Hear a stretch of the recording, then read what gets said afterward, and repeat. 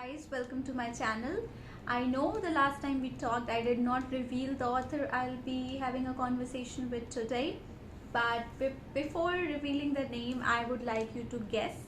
So this is one of my favorite authors. She has published so many, I think four books, out of which I have already reviewed 3 books, and I always loved her work.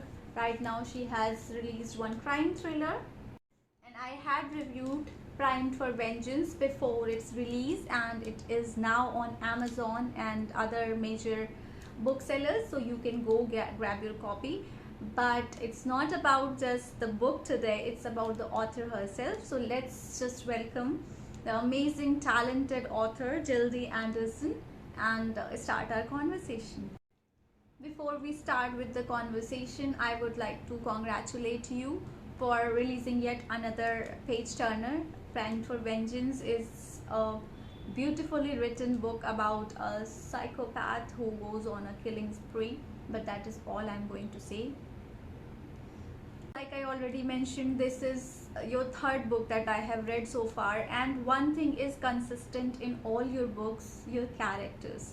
The way you write them, it's like you have already met them somewhere, and then you are so much aware of their past, their sins, virtues, the conflicting emotions that even the real people in our real lives go through. So where do you draw the inspiration of such characters? I always enjoy answering the question of how I create characters because, like most writers, I think you tap into your own experience and knowledge, and you bring the richness of that into how you create characters. So for me, my background is obviously in social work, and I have met a lot of colourful characters along the way. And while I would never ever depict any one person that I've met, I think what I do is called splicing, where you take little aspects of one person's characteristics and then you mix it with another person's to create a whole new character. And I have worked with a lot of disadvantaged and marginalised people, and I think I'm very interested in the nature-nurture debate in terms of how people come to be who they are, if that makes sense.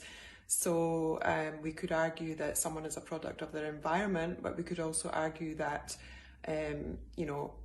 people who commit crimes or get off their path in life, they may actually come from really nice families as well. So it's not about making assumptions how people become the way they are. But for me, I'm always fascinated by people's backstories and what shaped them as a person. And so there is an aspect of that nature-nurture debate where we can say, well, half of it is a product of your environment and half of it is just inherent in who you are.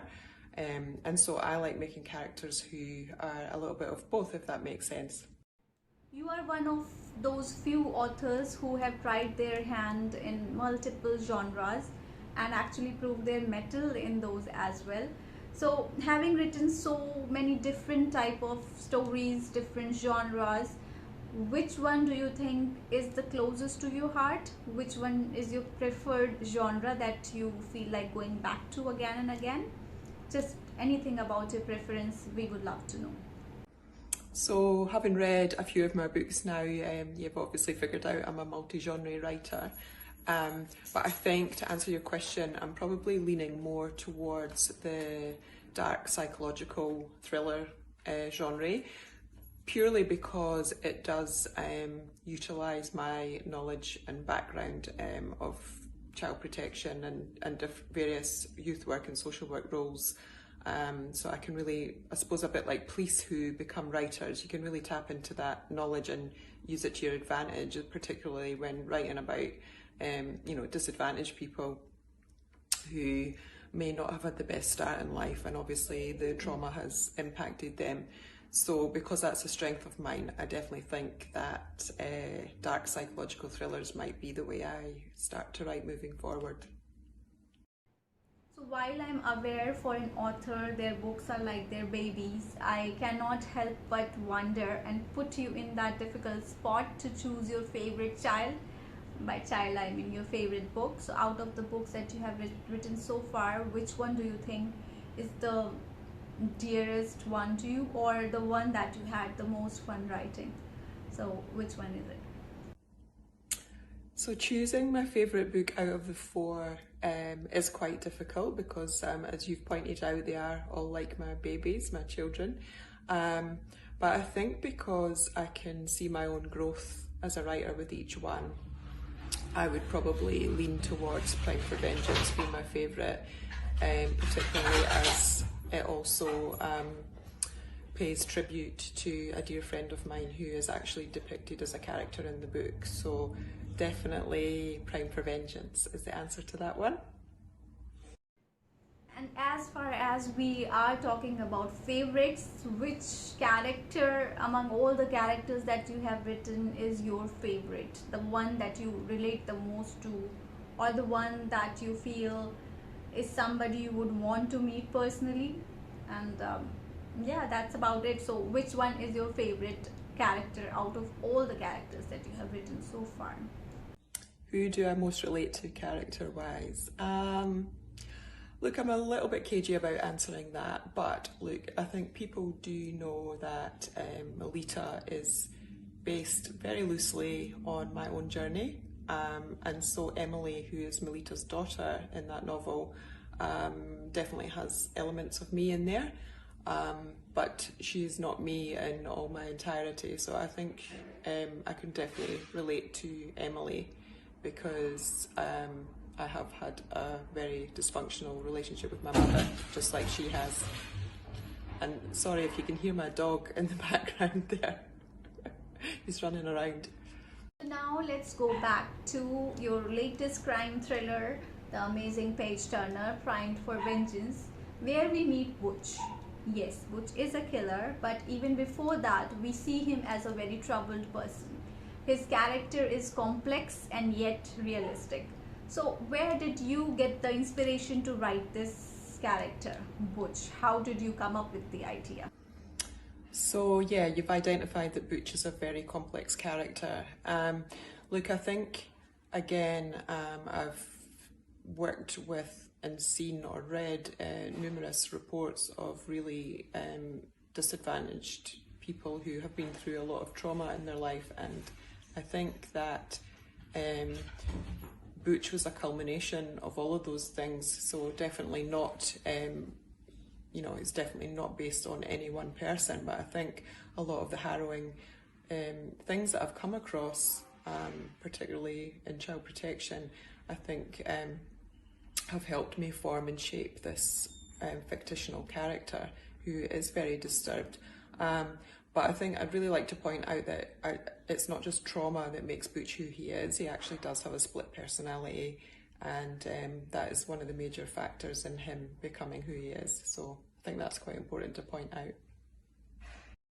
So every time I pick up one of your books, one thing shines through: the characters, the books, the plot, everything, and that is your knowledge of human psychology. How do you know so much about psychology? Did you study it, or did you research it? Did you learn it on your own?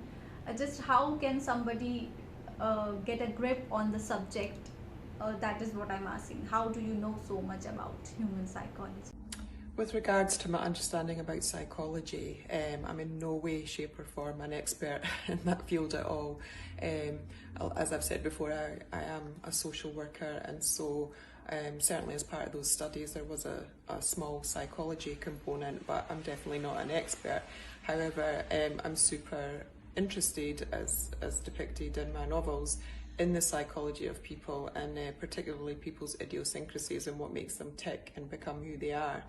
And so I've always been a people watcher. I've always loved to see what triggers people and sort of unpack all those layers, like a bit like an onion, I suppose, to get down to the nitty-gritty of what makes people who they are. And so it's quite easy for me to make characters based on this.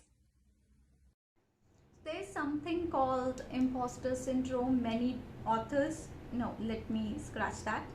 Many creative people go through this syndrome wherein they don't really believe in themselves. They don't believe in the thing that they are creating. One moment they are feeling that yeah, they are doing a good job, but the next, this imposter syndrome, pulls away their belief system and then drags them down the road of doubts and confusion wherein they feel as if they are pretending to be someone that they are not. They are pretending to the world, they are posing as somebody else.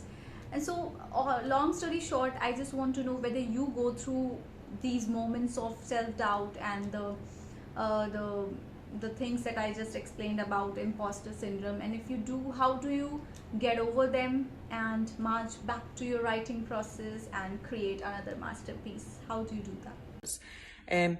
For me, even just thinking that I'm a published author is very surreal. I very much feel like a fraud. I do have imposter syndrome a lot of the time, and particularly when people go out of their way to give me negative feedback, or I've had a poor review, which people are more than entitled to their opinions. But depending on my mood on any given day, obviously that can really set me back. But I've gotten better at building up a defence to that, and just focusing on the readers that do enjoy my work and go out of their way to tell me that they have enjoyed it. And so reviews are a very important part of that journey, because without them, I don't have any means to go on.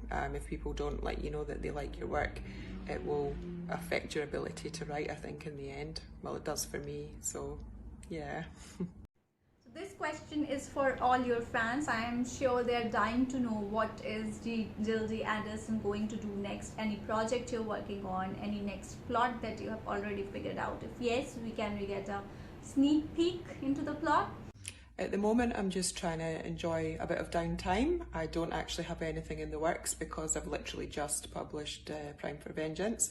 So I'm now in the marketing stages, which, if I'm honest, is my least favourite part of things. I really don't like pushing my work out there and trying to shove it under people's noses and try and get reviews and stuff. But the reality is that an author is expected to market themselves. No one else is going to do it for you. Times have really changed in that regard. So I think at the moment, I'm just focusing on building up a little tribe of followers and really just discounting those people that want to put a negative spin on things, because it's really not helpful. So that's kind of where I'm at the moment. So now let's move away from the writing aspect of the interview and dive into the favorite things of Gill D Anderson. What is your favorite thing to do, apart from writing, that is? My favourite things to do are probably quite boring and quite not exciting at all, really. I love simple things, spending time with the family, walking my beautiful Cocker Spaniel on the beach.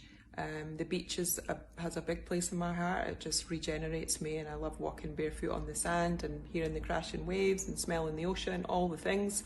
I think those sensory experiences are really important to get your creative juices going again. Well, certainly that is the case for me. I did enjoy holidaying before COVID, so hopefully one of these days that will become a reality again. Travelling was a big part of my life, so I'm very thankful and grateful for all the travel that I have done, and we'll just have to watch this space and see what the future looks like. But I always look at the positives in any situation, and if I'm grounded here, then maybe that's just more time for me to write. So as they say, all good things come to an end. So sadly, this interview also has reached its climax, but no tears are required, because we will get you back soon enough, I am sure of it. Before we leave though, would you like to end the interview with any parting words for your readers, fans, and people who love you? Any parting words? Yeah, just please do keep sending me your photos and your reviews and your comments and stuff. While obviously sometimes I do receive a high volume of messages and it can be hard to respond to everyone, I do really, really appreciate it. And I think people don't realise how important that is, because, certainly with my first book, when I really didn't have that confidence, if I wasn't hearing back from people, it was making me really paranoid. I'm like, does that mean, if you don't hear anything, does that mean that's a polite way of saying that they don't like your work or whatever? So by all means, do let me know, even if you don't like my work. And just, I'm always open to that growth and learning. And my last thing that I will say is please, please, please leave reviews if you can. They're so important. Without them, I really can't continue. So yeah, that's means a lot to me. So thank you very much to everyone who's bought and read my books. I really do appreciate every single penny. So with those beautiful words, our interview, our conversation has come to a beautiful end. But I'm sure we will connect soon later, because you will come back with another mind-blowing page turner soon enough. With your talent, it is going to be just amazing once again. So before you come up with the masterpiece though, we wish you all the luck with everything you pursue in personal life, professional life, or wherever, and hope to see you soon with us. And to you, my lovely followers, thank you so much for watching the interview, the amazing conversation with the very talented Gill D Anderson. And yes, as you can see, the background has changed now because I had to get Chinu also, who wanted to say thank you. So thank you. Bye.